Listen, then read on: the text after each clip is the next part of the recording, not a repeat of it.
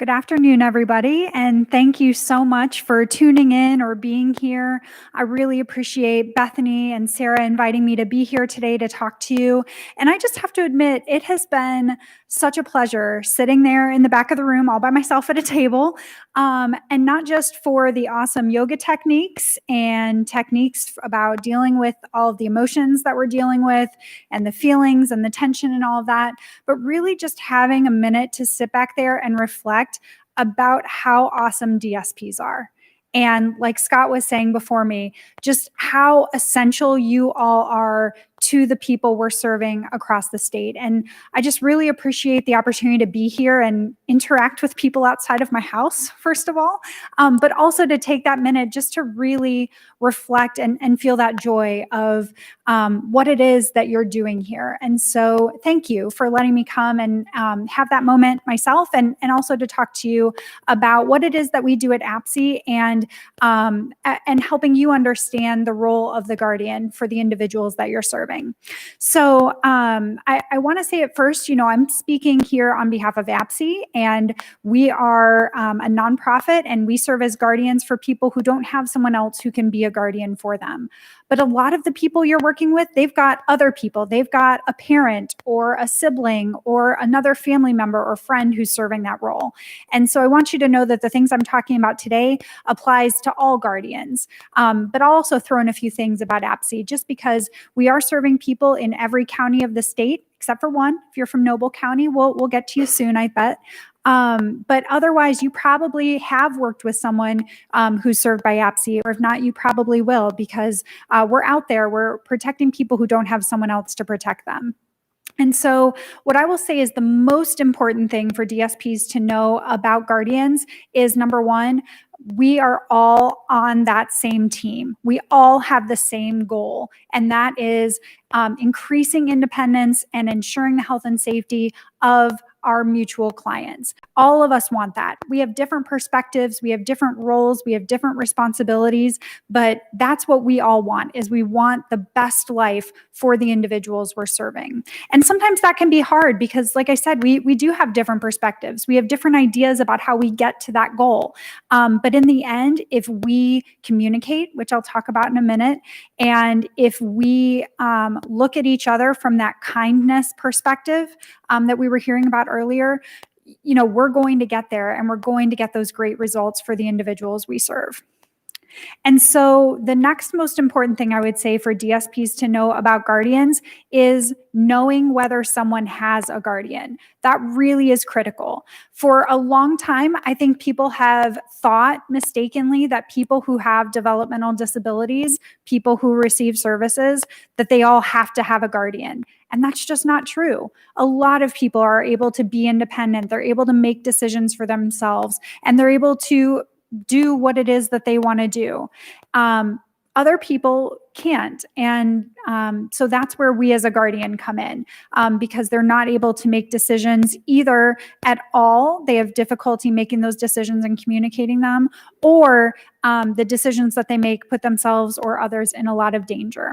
And so that's where a court, a probate court in your county, would appoint APSE or another person as guardian for someone. And so it's important to know that, because if you are working with someone who doesn't have a guardian, they have that ability to make all of their decisions, even if they make decisions that you don't agree with. And that's something that we think is really, really important, is having a guardian or not having a guardian doesn't mean that people make all of the right decisions or never make the right decisions. Because you know what? I don't have a guardian. I don't always make the right decisions. I've started admitting that about myself in presentations like this. A few years ago, I used to always talk about my sisters, because they used to get into a lot of trouble. So I'd talk about them and how maybe they needed a guardian, but they don't have a developmental disability, and so a court wouldn't appoint one for them. And we need to give that same level of independence and that same kind of opportunity to develop decision-making skills to people who do have disabilities, because my sisters actually are turning out to be a great example. When they were teenagers and when they were in their 20s, they made a lot of really questionable decisions, and we worried about them. But you know what? They're in in their 30s now. They've learned from their mistakes. They've gotten some experience, and now they're doing really well. And so isn't it great that we have that opportunity, that we're not all stuck or judged based on the decisions we're making when we're 18 or 23 or 25. And so we want to give that kind of independence. And so something at APSE that we're working on a lot is helping figure out who are people that we are guardian for right now who maybe don't need a guardian, or who could we work with their DSPs and their SSAs and their teams to get them ready not to have a guardian anymore. And that's where DSPs come in, because just like they were saying earlier, you're there day in and day out, and you're helping people develop those skills, and you're helping people become more independent. We can agree on goals, and we can agree on service providers. We can choose you to be that provider, but in the end, the day-to-day, that's happening in the home, that's happening at the day program, that's where that real development comes in. And so knowing whether someone has a guardian, knowing who that guardian at APSE, this is one thing that's real specific to APSE. If you've worked with people who have APSE as a guardian, you probably know what we call PSRs, Protective Service Representatives. And that's the person who shows up at your house a few times a year and says, hey, I just want to check in with Joe and see how he's doing. That's the person who's at the team meeting or person that you call. But really, if you look at the legal paperwork from the court, it's not just that person. It's not just Deb or Joe, who is the Protective Service Representative. It's APSE who's serving as the guardian. So if there's an emergency, we've always got a number you can call. If there's something you need, whether it's Saturday at 10 p.m. or Christmas morning at 9 a.m., no matter what time of day or anything, we've got a number you can call. You can leave a message. We will get back to you as quickly as we can. And even that's true right now. We're working remotely. I came here from my house today, but our phone systems are working throughout the state so that you call us, you leave a message, and we get back to you as soon as possible so that we can address whatever issues are going on with the person that you serve and that we are responsible for making decisions for. And so that's the next thing that I think is really important, is what is it that a guardian really is responsible for? Because sometimes we take it all the way to the guardian's got to make every single decision, and they need to know what the person's eating and what they're wearing every single day. That's not really my perspective. I'm a little more maybe here of, there are things that the law requires us to make decisions about. And so the easiest one I think to remember or understand is, if you've ever had to go to the hospital, maybe you've had a surgery or you've gone with someone who is having surgery, you know about the paperwork. You have to sit there and fill out all those forms that they call informed consent. So they have to tell you about the anesthesia they're going to put you under. They have to tell you about the procedure they're going to do. And you have to acknowledge, I understand what you're going to do. I understand why you're going to do it. And I understand that it's my choice to do this. And that's really what a guardian's role is that a court has made the determination based on an evaluation by a doctor that the person we're serving isn't able to understand all of those things as well as they need to in order to make those decisions. And so we're providing that consent. And so that could be for surgery, that could be for a service plan, that could be for anything that requires that kind of consent. But then we're not just guardians for someone. We're not just involved in the things that have to have a legal signature on them. We're advocates. That's the first word of our acronym, is advocacy. And so we're there at the team meetings and we're trying to work with that person to get to whatever they consider their best life. We're trying to help them succeed in that way.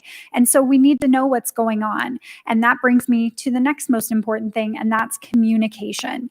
We need to be communicating with you so you know, number one, who we are, how you can get a hold of us, those kinds of things. But then we really rely on you to let us know in general what's going on. Are there changes? Are there incidents that have happened that we should be aware of? Are there things that the person is saying that they want to do differently that we should be addressing? All of those kinds of things. But then also, and maybe most importantly, we need to know if there's something that we need to give consent for. So one of the scariest things to me that happens is we'll get a call from a hospital and the social worker says to us, Tom is doing much better now, and we are ready for Tom to be discharged, and we need to work with you on where Tom is going to be discharged. Is he going back to his other home? He's had a difficult time here. Maybe he needs to go to rehab. And we have to say, We didn't even know that Tom was in the hospital. No one called to let us know that Tom was in the hospital. And that's really, really important. And so if there are big situations like that, someone going to a new doctor, someone going to the hospital, someone going to urgent care, someone getting tested for COVID right now, those are things that we really want to know about so that we can be involved and make sure that they've got the consent that they need, that they're able to get the services they need, that their advocate is there with them to plan for whatever needs to happen. And so we want to make sure that we're having that communication, that you know who to contact, and that we're able then to move forward. And then the last thing that I want to talk about is that this isn't the last time we want to have this conversation. There's so much that I could talk to you about guardianship for. We've done actually on Thursday, I'm doing an entire conference with the Ohio Guardianship Association about guardianship. But today I've got 20 minutes or so. And so Bethany and I have talked, and Sarah and I have talked about, we want to answer more of your questions about guardianship. So if there are things that are happening with the people you're working with, or guardianship situations that you're not sure about, number one, I want to tell you about a resource. I worked with DODD, the state, to develop. If you go on their website and search for guardianship training, there's a great, it's short, it's like 45-minute session where you can learn more about consent and guardianship and the DSP. And it walks through some scenarios. What should you do in different situations? So I really recommend that if anything that I'm talking about is a question mark for you in the work that you're doing. But also, let OADSP know, or let me know if there are other questions you have that we can be answering, because again, this is something that it's always going to be part of us. Guardians are always going to be involved. DSPs are always going to be involved. And so let's work together to have more of these conversations so that we can understand more about what you need from us as guardians. And then you can understand more about our role and how we can work together to serve people. So again, thank you so much for having me here today. Thank you for the awesome work that you do. And I look forward to continuing to have these conversations with you.